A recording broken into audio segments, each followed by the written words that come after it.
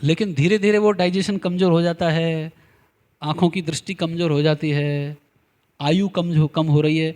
इसीलिए जो व्यक्ति कलयुग में इन वार्निंग साइन को समझ गया, उसके लिए कलयुग कैसा स्थान है, एकदम ब्लेसिड एनवायरनमेंट है। इसलिए कलिम सभाजयन्ते राजन, ये जो ऋषि मुनि थे कलयुग की पूजा करते हैं, क्योंकि इसमें वार्निंग साइन जल्दी मिलते हैं। अगर मान लीजिए आप सतयुग में जी रहे होते तो कितने साल उम्र है? 1 लाख। 1 लाख वर्ष के बाद फिर व्यक्ति को समझ में आता कि जीवन नश्वर है।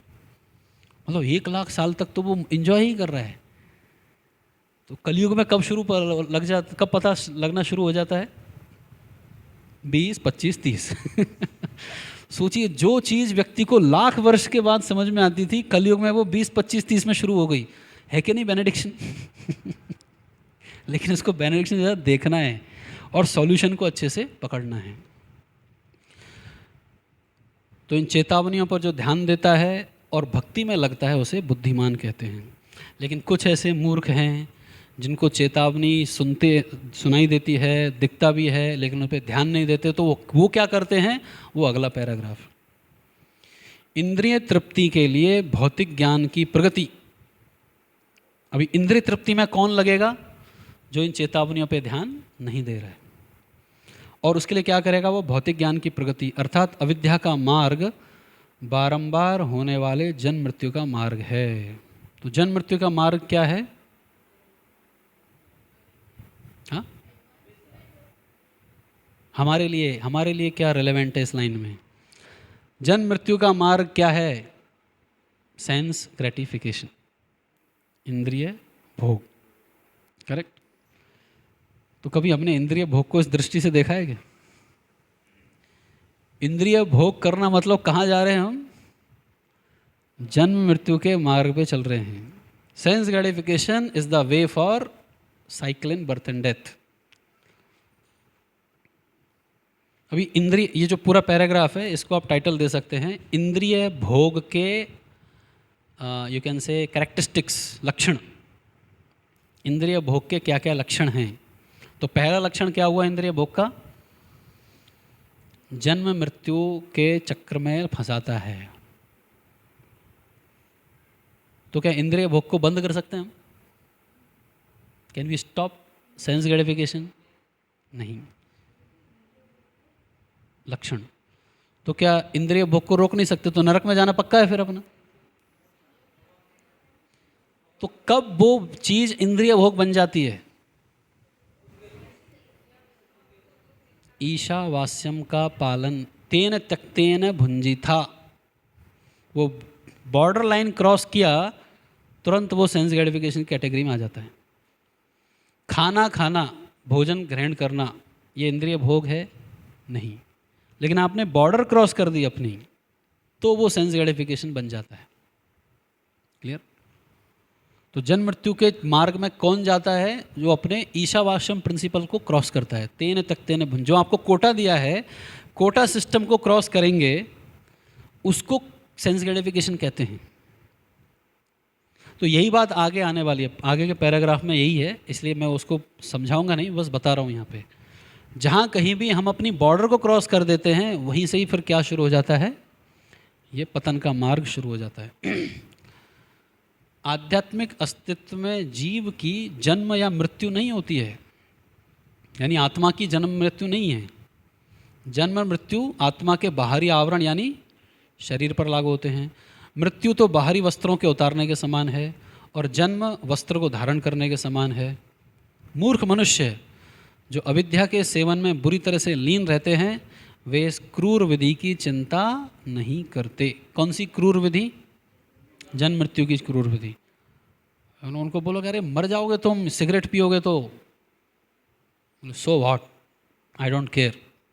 तो फिर गवर्नमेंट ने फोटो डालना शुरू किया कि ऐसा होगा। क्या उससे सुधरने वाला है? लोग नहीं सुधरने वाले। वो उसकी चिंता नहीं करते। तो क्या करते हैं फिर? वो भ्रामक शक्ति के सौंदर्य से मोहित होकर बारंबार उन्हीं कष्टों का शिकार होते रहते हैं और प्रकृति के नियमों से कोई शिक्षा ग्रहण नहीं कर पाते। भ्रामक शक्ति का सौंदर्य से मोहित होना, मतलब क्या है इसका? Attraction to opposite gender, simple terms में। ये भ्रामक शक्ति क्या है? ये माया ने कहाँ पे अपनी सबसे ज़्यादा शक्ति डाल रखी है? इस भौतिक जगत में सबसे ज़्यादा फंसाने वाली वस्तु क्या है हमें? Rasgulla, farsan, balushahi? No, opposite gender. तो बहुत भ्रामक शक्ति के सौंदर्य से मोहित होकर बार बार उन्हीं कष्टों का शिकार होते हैं और प्रकृति के नियमों से कोई शिक्षा ग्रहण नहीं कर पाते। अब ऐसा नहीं कि कष्ट नहीं आया लोगों को,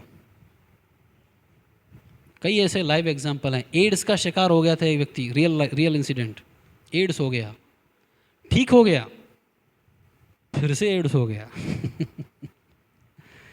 ऐसा कितना ही बार होता है। वो मैंने कहानी बताई थी आपको, एक डिवोटी था, पहली बार उसको बटर हलवा खाने को मिला, खाता ही गया, इतना खाया कि पूरा बकेट खा गया अंदर। हॉस्पिटल लेके गए, पेट काटा, इतनी जगह नहीं थी कि दवाई भी खिला सके, पेट काट के निकाला तो एक बकेट हलवा निकला। 2 साल बाद फिर से वही आ गया, फिर से वही प्रॉब्लम। और डॉक्टर बोल रहा है मैंने ही ऐसा कुछ ऑपरेशन 2 साल पहले किया था। वो बोलता है मैं वही था जिसका तुमने ऑपरेशन किया था। तो कष्ट सबको आते हैं, लेकिन प्रकृति के नियमों से कोई शिक्षा ग्रहण नहीं कर पाते। क्यों नहीं कर पाते? 2 कारण हैं। एक तो भौतिक भ्रामक शक्ति के सौंदर्य से मोहित हो जाते हैं, और दूसरा चेतावनी को ध्यान में नहीं रखते। इसलिए कष्ट बार बार आते हैं और हम उनसे शिक्षा नहीं ले पाते हैं। अतः विद्या अर्थात दिव्य ज्ञान का अनुशीलन मनुष्य के लिए अनिवार्य है। क्यों अनिवार्य है? दिव्य ज्ञान क्यों जरूरी है? दिव्य ज्ञान क्यों जरूरी है? जिससे हम उस चेतावनी को चेतावनी के रूप में सुन सकें और भ्रामक शक्ति के सौंदर्य से मोहित होकर बार बार सेम प्रॉब्लम, वही कष्ट को प्राप्त नहीं करें। अब देखिए यहाँ से एक अलग ही सेक्शन शुरू हो रहा है अगली लाइन से। रुग्ण भौतिक दशा, रुग्ण यानी डिजीज, बीमारी की अवस्था में इंद्रिय भोग को जहाँ तक संभव हो नियंत्रित रखना चाहिए। कोई उदाहरण? बीमारी की अवस्था में भोग हम कम कर देते हैं।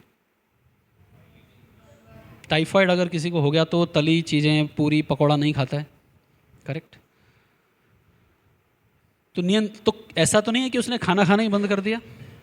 वो बॉइल्ड सब्जी खाएगा, खिचड़ी खाएगा, ये नहीं खाएगा, तली हुई चीज़ें नहीं खाएगा वो, ठीक है? तो उसी प्रकार से अभी हमारी अवस्था कैसी है? रुग्ण अवस्था है कि स्वस्थ अवस्था है? रुग्ण अवस्था। इसलिए बोला जा रहा है यहाँ पर हो जितना संभव हो सके इंद्रिय भोग को कितना क्या करना चाहिए? रेगुलेट। बंद नहीं करना है, रेगुलेट करना है। इस शारीरिक अवस्था में यानी इस बीमारी की अवस्था में अबाध इंद्रिय तृप्ति अज्ञान तथा मृत्यु का मार्ग है। फुल ऑन सेंस ग्रेटिफिकेशन, ये मृत्यु का मार्ग है। जीव आध्यात्मिक इंद्रियों से विहीन नहीं है, यानी हम सब की आध्यात्मिक इंद्रियां हैं।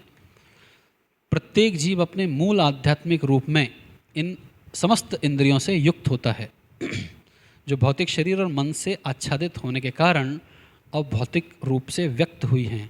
समझ पा रहे हैं इसमें क्या लिखा है? आत्मा है, आत्मा के पास कौन सी इंद्रियां हैं? आध्यात्मिक इंद्रियां हैं, लेकिन अभी वो किससे कवर हो गए? मन से और शरीर से। तो कवरिंग आ गया है, भौतिक कवरिंग आ गया है इधर। भौतिक इंद्रियों के कार्यकलाप मौलिक आध्यात्मिक इंद्रियों के कार्यों से विकृत प्रतिबिंब हैं। अब भौतिक इंद्रियों के कार्यकलाप क्या हैं? जिह्वा का कार्य क्या है? हलवा खाना, ये जिह्वा का कार्यकलाप है। यही जिह्वा अगर सुअर के शरीर में फिट कर दी तो? अब ये जिह्वा और सुअर की जिह्वा में क्या अंतर हो गया? उसको कुछ और चीज़ स्वाद लगती है, हमें हलवा स्वाद लगता है। क्यों? ये आवरण है, ये कवरिंग है। लेकिन जो आध्यात्मिक जिह्वा है वो क्या खाना चाहती है? भगवान का प्रसाद। तो इसलिए यहाँ पर लिखा है विकृत प्रतिबिंब है। आत्मा अपनी रुग्ण दशा में भौतिक आवरण के भीतर भौतिक कार्य में लगा रहता है। असली इंद्रिय भोग तभी संभव है जब ये भौतिकवाद का रोग दूर हो जाता है। इसको अंडरलाइन कीजिए। बीमारी की अवस्था में हम आनंद नहीं प्राप्त कर सकते, ये क्लियर है। बीमार जब रहेंगे तो हम आनंद प्राप्त नहीं कर सकते। आनंद कब प्राप्त कर सकते हैं? जब बीमारी से स्वस्थ हो जाते हैं। तो भौतिकवाद का रोग जब दूर हो जाएगा तभी हम वास्तविक आनंद प्राप्त कर सकते हैं, ये लिखा है। अब मेरा प्रश्न है, ये भौतिकवाद का रोग मतलब क्या है? भौतिक रोग मतलब क्या है?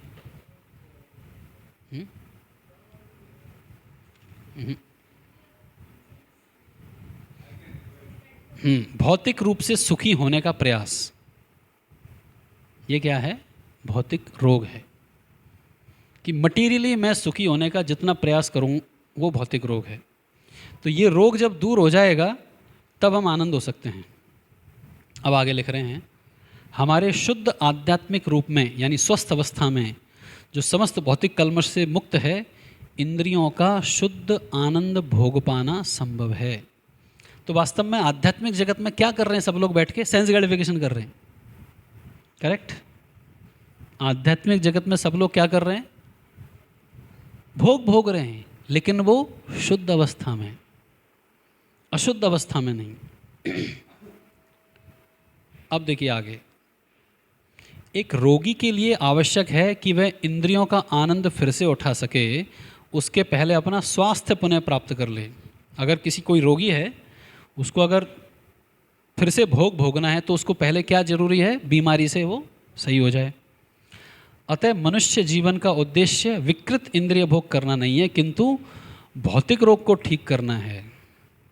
भौतिक रोग को बढ़ाना ज्ञान का संकेत नहीं है, अपितु अविद्या का सूचक है। अब यहाँ से आगे प्रभुपाद उदाहरण दे रहे हैं। एक, हमें स्वस्थ रहने के लिए कितना शरीर का ताप होना चाहिए? ओके, अपने स्वास्थ्य के लिए मनुष्य को अपने शरीर का ताप 105-107 डिग्री तक नहीं बढ़ाना चाहिए। टेम्परेचर 105 हो गया तो उसको बुखार कहते हैं। कितना होना चाहिए? ये 98.6 होना चाहिए, सामान्य अवस्था तक रखना चाहिए। मनुष्य जीवन का यही लक्ष्य होना चाहिए। भौतिक सभ्यता की आधुनिक प्रवृत्ति आजकल क्या हो रहा है? ज्वरग्रस्त भौतिक दशा के ताप को बढ़ाना है। आजकल लोग क्या देख रहे हैं? अच्छा, तेरा टेम्परेचर कितना है? 102, मैं 105 करके आता हूँ, क्योंकि कम कैसे कर लूँ? एक घर था, उसमें एक सास थी, एक बहू थी, दोनों को बुखार हुआ। डॉक्टर आया, टेम्परेचर चेक किया उसने, तो बहू को बुखार आया था 105 और सास को बुखार आया था 102। तो सास ने पूछा कि बहू को कितना बुखार आया है? बोले 105। बोले ऐसा कैसे हो सकता है, मेरे से ज़्यादा कैसे हो सकता है? डॉक्टर कुछ ऐसा कर कि मेरा भी टेम्परेचर बढ़े, क्योंकि मैं हर चीज़ में उससे आगे हूँ। तो ऐसा ही कंपटीशन हम एक दूसरे से कर रहे हैं भौतिक रोग का, कि मेरे पास सिर्फ बाइक है, ये बाजू वाले के पास कार आ गई, भौतिक रोग बढ़ाओ, भी टेम्परेचर बढ़ाओ। मैं भी अभी कार लूँगा और इतनी बड़ी कार लूँगा कि घर में भी नहीं घुसेगी, चलेगा, लेकिन होना चाहिए। तो हम क्या कर रहे हैं? कंपटीशन कर रहे हैं एक दूसरे से। किस में? तेरा टेम्परेचर 105, मैं 107 लेके आता हूँ, देख मैं कुछ ऐसा करूँगा, अपना भौतिक स्तर बढ़ाऊँगा।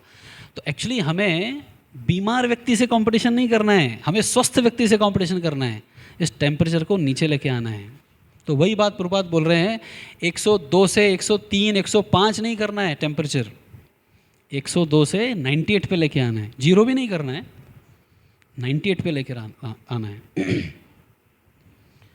तो इसलिए एक दूसरे से भौतिक स्तर पे कंपटीशन करना, अरे देखो जी वो तो कार में मंदिर आते हैं, हम पैदल पैदल आते हैं।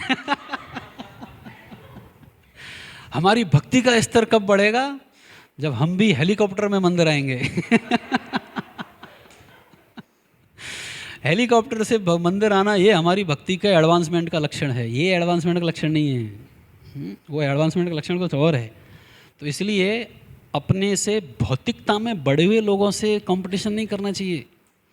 उसका बेटा तो अमेरिका गया, तू देख फिसड्डी, 10वीं में भी फेल हो रहा है, कैसे डॉक्टर बनेगा? ये सब क्या है? ये भौतिक ये टेम्परेचर को बढ़ाने के जैसा है। तो इसके बहुत सारे एग्जाम्पल हैं, आप सबको पता है। हम भी सीक्रेटली एक दूसरे से भौतिक रूप में आगे बढ़ने का प्रयास करते हैं, भक्ति करते करते। उसके तो इतने फॉलोअर हो गए। कुछ तो करना पड़ेगा कि उसका प्रीचिंग ही बंद हो जाए। कुछ तो करना पड़ेगा, उसका ये खत्म हो जाए, उसका वो बंद हो जाए, राइट? So like that. तो ये भौतिक रोग है बेसिकली। तो प्रभुपाद लिख रहे हैं, भौतिक सभ्यता की आधुनिक प्रवृत्ति क्या कर रहा है? इसको भौतिक दशा के ताप को बढ़ाना है, जो परमाणु शक्ति के रूप में 107 तक पहुंचा हुआ है। इसी बीच मूर्ख राजनीतिक चिल्ला रहे हैं कि यह संसार किसी भी समय नरक जा सकता है। अभी वो सिर्फ चिल्ला रहे हैं, कर कुछ नहीं रहे। दूसरे आवाज़ कर रहे हैं, अरे सब नरक जाओगे, नरक जाओगे। तो कौन था ऐसा राजनीतिज्ञ? बेसिकली महात्मा गांधी वगैरह 2-4 थे ऐसे लोग जो उस टाइम पे चिल्लाते थे। आजकल वो भी चिल्लाना बंद हो गया है। यह भौतिक ज्ञान की प्रगति और जीवन के अत्यधिक महत्वपूर्ण हिस्से अर्थात आध्यात्मिक ज्ञान के अनुशीलन की उपेक्षा का परिणाम है। तो हर कोई एक दूसरे के सामने उस टेम्परेचर को बढ़ाने में लगा हुआ है। क्यों लगा हुआ है?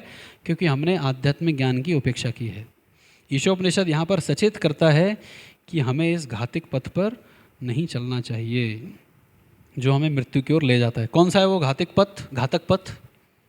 सेंस ग्रेटिफिकेशन, इंद्रिय भोग को बढ़ाना।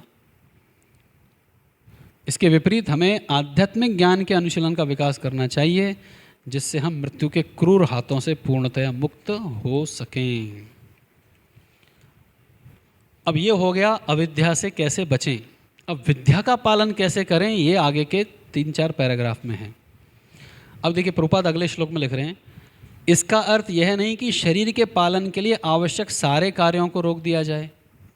अभी अविद्या का वर्णन आएगा कि अविद्या को किस प्रकार हम ग्रहण करें जिससे शरीर और मन को अच्छे से चला सकें। तो ऐसा नहीं है कि टेम्परेचर को 0 करना है। तो वही बात प्रभुपाद लिख रहे हैं, शरीर के पालन के लिए आवश्यक सारे कार्य रोक दिए जाएं। खाना खाना ही बंद कर दें क्या? नहीं। कार्यकलापों को रोकने का प्रश्न नहीं उठता है।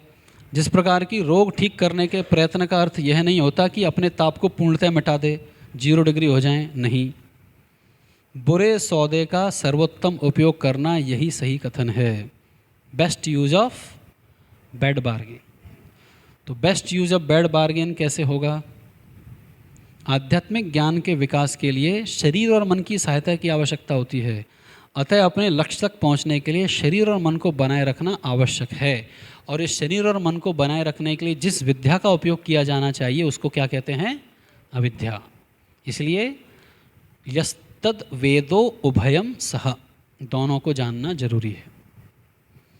सामान्य ताप को 98.6 पर रखना चाहिए। भारत के साधु संतों ने इसे आध्यात्मिक तथा भौतिक ज्ञान के संतुलन कार्यक्रम द्वारा संपन्न करने का प्रयास किया है। तो इसलिए बैलेंस होना है। वे किसी भी रुग्ण इंद्रिय तृप्ति के लिए मानवीय बुद्धि के दुरुपयोग की अनुमति नहीं देते।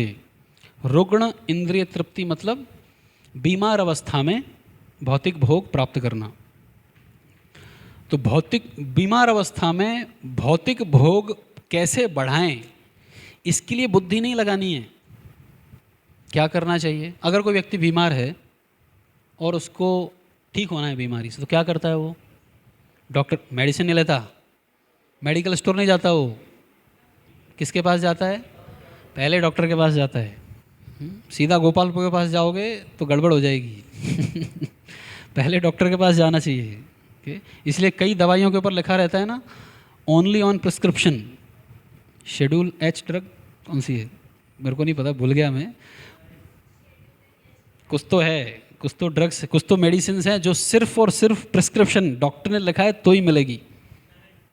हाँ, तो आप सब जानते हैं। Yes, correct. तो उसी प्रकार से अगर मुझे भौतिक रोग हो गया है तो मुझे क्या करना चाहिए? दवाई लेनी चाहिए सीधी, गुरु के पास जाना है। वो गुरु बताएगा तब जाके वो मेडिसिन काम करेगी। तो उसी प्रकार से इंद्रिय तृप्ति के लिए मानवीय बुद्धि का उपयोग की अनुमति नहीं है। क्या करना चाहिए? शब्द प्रमाण का उपयोग करना चाहिए हमें। हमें शब्द प्रमाण मतलब साधु, गुरु, शास्त्र, उनका पालन करना चाहिए। इंद्रिय तृप्ति की ओर उन्मुख प्रवृत्ति के द्वारा किए जा रहे रुग्ण मानवीय कार्यकलापों का नियमन वेदों में मोक्ष के सिद्धांतों के अंतर्गत किया गया है। ये बहुत हैवी वर्ड्स हैं इसमें। कौन कौन सा शब्द समझा है आपको इसमें? उन्मुख प्रवृत्ति मतलब, उन्मुख प्रवृत्ति मतलब इंद्रिय भोग की तरफ ही जा रहे हैं सब, ये प्रवृत्ति है। और इंद्रिय भोग करने के लिए कौन से कार्यकलाप हैं? रुग्ण मानवीय कार्यकलाप। पहले ही बीमार है और भाग रहा है वो किसकी तरफ? भोग भोगने के लिए। तो ये है बात यहाँ पर। तो भागिए मत। क्या कहा गया है वेदों में? मोक्ष के सिद्धांतों के अंतर्गत किया गया है, मतलब रेगुलेट कीजिए इंद्रिय। अभी मान लीजिए किसी व्यक्ति की टांग टूटी है और उसको मैराथन में भाग लेना है, तो टूटी टांग से वो मैराथन में भाग ले सकता है? ले सकता है, जीतेगा नहीं। मैराथन में भाग तो कोई भी ले सकता है, लंगड़ी टांग चल के जाएगा। अब वो टूटी टांग लेके उसने मैराथन में भागा और बीच रास्ते में ओ मर गया रे और पैर टूट गया, तो डॉक्टर क्या बोलेगा उसको? पहले क्यों नहीं आए भाई? तो टांग पूरी टूट गई, पहले एक फ्रैक्चर था, अभी 50 हो गए, तो परेशानी बढ़ जाएगी। तो उसी प्रकार से यहाँ पर लिखा गया है, ये जो मोक्ष का मतलब क्या है? मोक्ष का मतलब ये नहीं है सब कुछ छोड़ जाना। मोक्ष का मतलब है रेगुलेशन। तो अभी हम बीमार अवस्था में हैं, अभी हमें भौतिक ये जो इंद्रिय भोग है इसको रेगुलेट करते आना चाहिए। इसको एग्रेवेट नहीं करना है, इसको हेड ऑन, क्या बोलते हैं उसको, हेड ऑन, बस ऐसा एग्रेसिवली परस्यू नहीं करना है, इसको रेगुलेट करना है। इस पद्धति में धर्म, अर्थ, काम, मोक्ष का उपयोग होता है। तो बेसिकली ये 4 पुरुषार्थ हैं। धर्म किसके लिए करना चाहिए? धर्म किसके लिए करना चाहिए? अर्थ की प्राप्ति के लिए नहीं। धर्मस्य ही एकांतस्य न अर्थायोपकल्पते, भागवतम ये सिद्धांत बोलता है। ज़्यादातर करके आप भौतिक जगत में जाओगे ना, ये पंडित लोगों के पास, उनसे पूछोगे धर्म क्यों करना चाहिए? अर्थ मिलता है, कथा बाँचो, पैसा मिलेगा। लेकिन भागवतम बोलता है धर्म का पालन अर्थ के लिए नहीं करना है, और अर्थ का पालन किसके लिए नहीं करना है? काम के लिए नहीं करना है। मतलब भागवतम में पूरा लाइन को क्रॉस कर दिया है। धर्मस्य ही अपवर्गस्य न अर्थायोपकल्पते।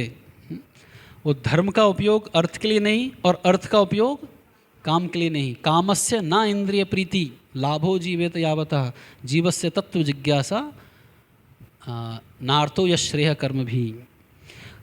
धर्म का उपयोग अर्थ के लिए नहीं, और अर्थ आ भी गया तो उसका उपयोग काम के लिए नहीं। तो फिर करना क्या है? मोक्ष की प्राप्ति, वो लक्ष्य होना चाहिए। धर्म किसके लिए? इस दुनिया से बाहर निकलने के लिए। तो वही बात यहाँ पर प्रभुपाद बोलेंगे कि इस पद्धति में धर्म, अर्थ, काम, मोक्ष का उपयोग होता है। लेकिन आजकल क्या है, अभी धर्म तो सब भूल गए और मोक्ष किसी को नहीं चाहिए। तो पैसा कमाओ, अर्थ, और उससे भोग भोगो, अर्थ और काम, अर्थ और काम, ऐसा। तो इसलिए देखिए दोनों के बाजू में रखा है धर्म, अर्थ, काम, मोक्ष। वो अर्थ को आप या तो धर्म के उपयोग में ला सकते हो या काम के उपयोग में ला सकते हो। अगर उस अर्थ का उपयोग आपने काम में लाया तो मोक्ष भूल जाओ। वो अर्थ का उपयोग धर्म प्राप्ति के लिए करोगे तो आगे गाड़ी ठीक ठाक चलेगी। ये समझ में आ रहा है? धर्म, अर्थ, काम। अर्थ को बीच में रखा है, फ्री विल है, हम इसको इधर भी लगा सकते हैं, उधर भी लगा सकते हैं। तो आजकल क्या हो गया है, आज के समय में लोगों में धर्म या मोक्ष की बिल्कुल रुचि नहीं है। धर्म कट गया, मोक्ष कट गया, क्या बच गया? सिर्फ पैसे कमाओ और काम। जीवन का एक ही लक्ष्य है, इंद्रिय तृप्ति, और इसका लक्ष्य की पूर्ति के लिए आर्थिक विकास की योजनाएं बनाते हैं, पंचवर्षीय योजनाएं। पथभ्रष्ट लोग सोचते हैं कि धर्म को बनाए रखना चाहिए। अभी लोग अधार्मिक नहीं हुए हैं, थोड़ा बहुत धर्म तो चाहिए। कितने करोड़ हिंदू पहुंच गए प्रयागराज में, इतना हो गया कि उधर इतने क्यों पहुंच गए? तो लगेगा ऐसा कि धर्म करना चाहिए। क्यों करना चाहिए? आर्थिक विकास में इसका योगदान है। तो कुछ लोगों को लगता है अरे उधर जाएंगे कुछ ना कुछ तो मिलेगा, समथिंग, अगले जन्म में स्वर्ग में जाएंगे, कुछ तो होगा, समथिंग मटेरियल बेनिफिट, कुछ तो भौतिक लाभ मिलेगा हमें। और उससे क्या करेंगे हम? जिसकी आवश्यकता इंद्रिय तृप्ति में पड़ती है। थोड़ा धर्म करो जिससे अर्थ मिलेगा, उससे क्या कर सकते हैं हम? इंद्रिय भोग कर सकते हैं। इस प्रकार मृत्यु के बाद स्वर्ग में भी इंद्रिय प्राप्ति को सुनिश्चित बनाए रखने के लिए कोई ना कोई धार्मिक कर्मकांड पद्धति रहती है, किंतु धर्म का प्रयोजन यह नहीं है। धर्म का मार्ग वास्तव में आत्म साक्षात्कार के लिए है, और आर्थिक विकास केवल शरीर को सुचारू एवं स्वस्थ बनाए रखने के लिए है। तो अर्थ का उपयोग किधर नहीं करना चाहिए? इंद्रिय भोग के लिए नहीं करना है। अर्थ का उपयोग किसके लिए? शरीर और आत्मा को एक साथ बनाए रखने के लिए। मनुष्य को विद्या या वास्तविक ज्ञान की अनुभूति के लिए स्वस्थ मन से स्वस्थ जीवन बिताना चाहिए, क्योंकि यही मनुष्य जीवन का लक्ष्य है।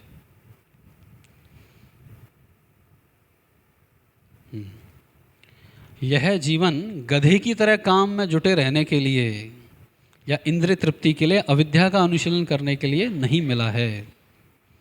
Last paragraph. अभी इसमें सिर्फ सीधे डायरेक्ट इंस्ट्रक्शंस हैं क्या करना चाहिए। विद्या का मार्ग अत्यंत सुंदरता से भागवतम में प्रस्तुत किया गया है, जो मनुष्य को परम सत्य की खोज में अपने जीवन का सदुपयोग करने का आदेश देता है।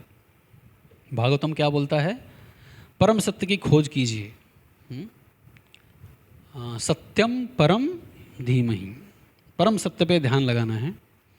परम सत्य कौन है? साक्षात परम सत्य का साक्षात्कार क्रमशः ब्रह्म, परमात्मा और अंत में भगवान, पूर्ण पुरुषोत्तम भगवान के रूप में होता है। परम सत्य की अनुभूति ऐसे विशाल हृदय वाले व्यक्ति को होती है जिसने उपर्युक्त 10वें मंत्र के तात्पर्य में वर्णित भगवत गीता के 18 सिद्धांतों का पालन करते हुए ज्ञान वैराग्य को प्राप्त कर लिया है। कौन से वो 18 चीज़ें? 18 आइटम ज्ञान प्राप्त करने क्या किया है। इससे उसका हृदय कैसा बन गया है? विशाल हृदय, ब्रॉड हार्टेड, ब्रॉड माइंडेड। और इनको प्राप्त करके क्या प्राप्त हुआ है? उसे ज्ञान वैराग्य प्राप्त हुआ है। तो ऐसे व्यक्ति को परम सत्य की अनुभूति होगी। मतलब वो 18 में से कोई सी एक चीज़ कौन सी, कोई किसी को याद है? नम्र रहना। ये 18 में से कोई भी एक चीज़ को अगर आपने प्रयास किया ना, बाकी चीज़ें अपने आप धीरे धीरे होने लग जाती। वो 18 चीज़ों का बेसिस है मयि च अनन्य योगेन भक्ति अव्यभिचारिणी, भगवान की भक्ति करना। कोई भी 18 में से एक चीज़ उठा लीजिए, उसको कृष्णा केंद्र में होना चाहिए। ऑफ कोर्स धीरे धीरे ज्ञान वैराग्य मिलना ही मिलना है उससे। तो ऐसे व्यक्ति को परम सत्य की अनुभूति प्राप्त होना शुरू हो जाएगा। इन 18 सिद्धांतों का मुख्य लक्ष्य पूर्ण पुरुषोत्तम की दिव्य भक्ति में सेवा प्राप्त करना है। ठीक है, लक्ष्य ध्यान रखना है। ये सिर्फ नंबर बनना जीवन का लक्ष्य नहीं है, सेवा प्राप्त करना लक्ष्य है। अतएव सभी वर्गों के व्यक्तियों को भगवान की भक्ति में सेवा की कला सीखने के लिए प्रोत्साहित किया जाता है। अभी 18 चीज़ों का पालन करना है, लेकिन वास्तविक विद्या कौन सी है? भक्ति करना। तो वो अगले पैराग्राफ में है। विद्या का लक्ष्य निश्चित मार्ग, विद्या के लक्ष्य का निश्चित मार्ग श्रील रूप गोस्वामी द्वारा अपनी पुस्तक भक्ति रसामृत सिंधु में वर्णित है। जब हम NOI पढ़ रहे थे तो प्रपात बोले थे NOD पढ़ो। अभी ईशोपनिषद पढ़ रहे हैं तो NOD पढ़ो। अब NOD पढ़ेंगे तो बोलेंगे गीता पढ़ो। इसलिए 4 किताबें जरूरी हैं। ये भक्ति रस सिंधु में वर्णित है विद्या का लक्ष्य, विद्या का निश्चित मार्ग कौन सा है। वो कौन सा मार्ग है विद्या का? भक्ति करना, जिसे हम अंग्रेजी में नेक्टर ऑफ डिवोशन के शीर्षक से प्रकाशित किया है। भागवतम में विद्या के अनुशीलन को निम्नलिखित शब्दों में संक्षिप्त रूप में दिया गया है। तो विद्या का अनुशीलन करना मतलब क्या करना है? एक साथ दोहराएंगे। तस्मादेकेन मनसा भगवान सात्वतां पति श्रोतव्य कीर्तितव्यश्च ध्येय पूजश्च नित्यदा। तो भक्ति करना मतलब क्या है? श्रोतव्य, श्रवण करना, कीर्तितव्यश्च, कीर्तन करना, पूजश्च, पूजा करना, संडे टू संडे, नित्यदा, हमेशा। अतएव मनुष्य को एकाग्र मन से उन पूर्ण पुरुषोत्तम भगवान का निरंतर श्रवण, यशोगान, स्मरण, पूजन करना चाहिए जो भक्तों के रक्षक हैं। अभी लास्ट पैराग्राफ। जब तक धर्म, अर्थ और काम का लक्ष्य भगवत भक्ति की प्राप्ति नहीं होता है, तब तक वे अविद्या के ही विभिन्न रूप होते हैं। चाहे वो धर्म हो, चाहे वो अर्थ हो या काम हो, जैसा कि ईशोपनिषद के अगले मंत्रों से सूचित होता है। तो समरी इस चीज़ का ये है, शुरू के 5 पैराग्राफ में प्रभुपाद ने बताया कि भौतिक प्रयास करके अमरता प्राप्त नहीं हो सकती। और कौन किया ये प्रयास? हिरण्यकश्यप ने किया। और यही प्रयास और कौन कर रहा है आजकल? क्षुद्र हिरण्यकश्यप। छोटे छोटे हिरण्यकश्यप अपनी छोटी छोटी तलवार लेके और माया से लड़ने चले। आपने एक फ़ोटो देखा है, ये सिविलाइजेशन एंड ट्रांसेंडेंस करके एक पुस्तक के पैराग्राफ, उधर एक फ़ोटो है जहाँ कल्कि अवतार आए हुए हैं, सफ़ेद घोड़ा है, भगवान चमक रहे हैं और नीचे थंब साइज़ के सैनिक लड़ रहे हैं भगवान से, अपनी अपनी तलवार दिखा रहे हैं कल्कि को, हम लड़ेंगे तेरे से। तो ऐसा ही प्रयास हम कर रहे हैं क्षुद्र हिरण्यकश्यप के जैसा। तो अमरता ऐसे प्राप्त नहीं की जा सकती। अमरता कैसे प्राप्त कर सकते हैं? विद्या के अनुशीलन से। और विद्या का अनुशीलन की शुरुआत कहाँ से होगी? 3 चीज़ों से। पहले क्या प्राप्त करना है? ज्ञान प्राप्त करना है। ज्ञान कहाँ से मिलेगा? शास्त्रों से, भक्तों से, और तीसरा भगवान खुद आके दे रहे हैं वहाँ से। फिर चेतावनी। शास्त्र पढ़ के हमारे कान कहाँ खुलने चाहिए? चेतावनियों के ऊपर। इस चेतावनी को जो सीरियसली लेता है फिर भक्ति में अच्छे से चल सकता है वो। और जो चेतावनियों को नकारता है वो कहाँ लगेगा? इंद्रिय तृप्ति में। तो इंद्रिय तृप्ति का कैरेक्टरिस्टिक क्या है? ये इंद्रिय तृप्ति ये मृत्यु का मार्ग है। और इंद्रिय तृप्ति में फिर लोग इंद्रिय तृप्ति नहीं करते, फिर इंद्रिय तृप्ति में वो एक दूसरे से कंपटीशन करते हैं कि मेरा टेम्परेचर 100 कैसे, 102 कैसे रह सकता है, तेरा 105, मेरा 102, मैं भी 107 लेके आऊँगा। ये कंपटीशन कब रोकना है, कैसे रोकेगा? विद्या के अनुशीलन से। और विद्या का अनुशीलन कैसे होगा? जब हम भक्ति करेंगे। और भक्ति का मार्ग कहाँ बताया है? भक्ति रसामृत सिंधु, NOD में। और अभी अगर शुरू करना है तो श्रवणम, कीर्तनम, स्मरणम, पूजनम रेगुलरली। अब वो आगे पता लगेगा संभूति और असंभूति में। हरे कृष्णा, बहुत बहुत धन्यवाद। अभी हम यहाँ पर रोकते हैं। कुछ पूछना है किसी को? कुछ पैराग्राफ समझ में आया, नहीं आया?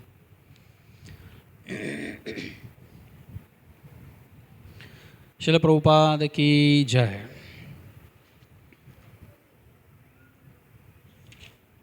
तो अगले संडे फिर से क्लास होगी, उसमें हम 12वें श्लोक पे आ जाएंगे, संभूति और असंभूति।